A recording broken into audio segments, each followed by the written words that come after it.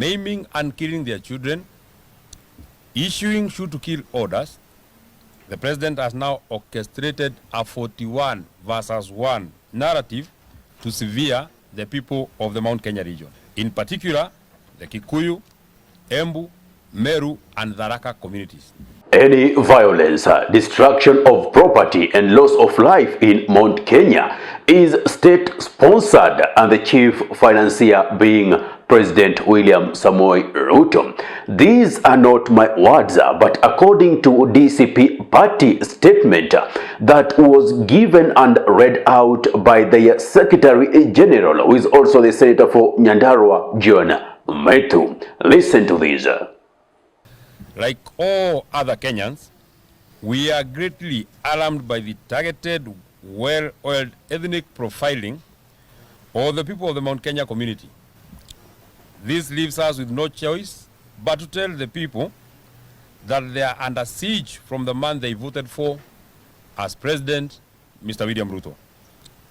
Apart from denying them development, maiming and killing their children, issuing shoot-to-kill orders, the president has now orchestrated a 41 versus 1 narrative to sever the people of the Mount Kenya region. In particular, the Kikuyu, Embu, Meru, and Tharaka communities. From the outset, we want it to be publicly known that any violence, destruction of property, and loss of life in Mount Kenya region is state-sponsored. The chief financial... According to DCP, Ruto has orchestrated a 41 versus 1 narrative to sever the communities of Mount Kenya. And according to them, this is taking them down the memory lane of 2007 post-election violence, which have seen up to date thousands of Kenyans still being IDPs, whereby 3,000 people back then lost their lives and hundreds of thousands lost their property. They are telling those who are pro-government that the direction they are taking is a very dangerous one, which is meant to see the extinction of a certain community. To Mr. Moses Kuria, Mr. Kipchumba Murkomen, Mr. Omar Hassan, Mr. Raymond Omolo, be reminded of Rwanda's Felicien Kabuga. Kenyans have not forgotten the 2007-2008 post-election violence. Mr. William Ruto, the then Eldoret North MP, crafted a 41 versus 1 narrative to isolate the people of the Mount Kenya region. We remember that over 1,300 Kenyans lost their lives. Hundreds of thousands of Kenyans lost their property and homes. Some Kenyans are still in IDP camps 20 years later. Mr. William Ruto and the UDA Secretary General, Mr. Omar Hassan, a notorious hate monger and tribal terrorists, have a better story to tell. Well, on the same note, Kalonzo Musyoka, the leader of the Wiper party, has reminded us that we are just gearing to the 3rd anniversary of the Gen Z revolution. We know blood was shed. Our kids, our brothers, our sisters were murdered in the protests. Now, Kalonzo says no more blood should be shed. Enough is enough. But will the government listen unto this? Sasa inakaribia the 3rd anniversary of the Gen Z revolution. And we want to say we will never forget those children. We will never forget those children. Because kwanza wanzilishwa ya taifa hili walimwaga damu. Of course, as a believer, I believe that hakuna haja kumwaga damu tena.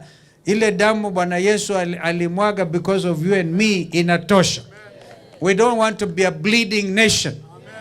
Haiwezekani kila mahali watu wa Kenya wanauawa kiolela na bunduki ambazo wao wenyewe wanazinunua kupitia ushuru. Well, let us get back into this memory lane.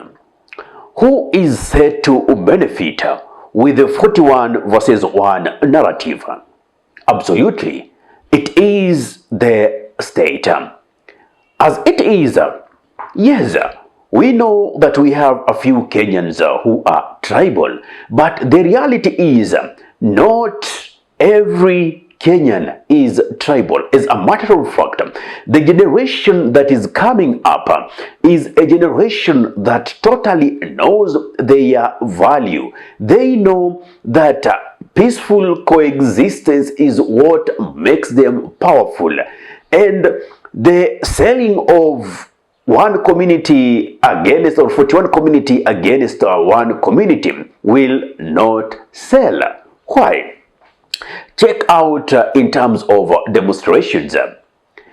We see Kenyans of all walks of life coming out to picket, coming out to protest whenever they are dissatisfied with government. Yes, we still have people who are inculcated in deep ethnicity, but also remember, there is always a positive ethnicity. When somebody is celebrating something positive about their tribe, doesn't mean now they are tribal. Being negatively ethnicized is whereby you feel you are superior in comparison to the other communities, and also segregating them in terms of development, meeting them when they protest with excessive force, killing them, and doing all mannerism of acts because you're in power to demean them. Since you already know it has become slippery to you within their regions and they no longer trust in you. And by the way, speaking about lack of trust, is it only the mountain region that is lacking trust towards this administration led by President William Samoei Ruto? The answer is no. Kenyans from different walks of life, from different regions, are hurting. And I remember at one point saying that we are done talking. We need to hit the streets. We need to protest.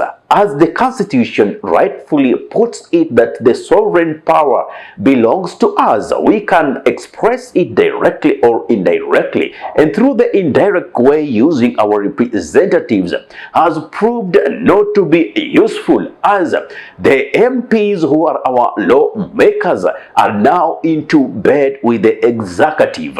Actually, the three arms of the government, the legislature, the executive, and the judiciary, seems to be speaking the same language and sleeping on the same bed.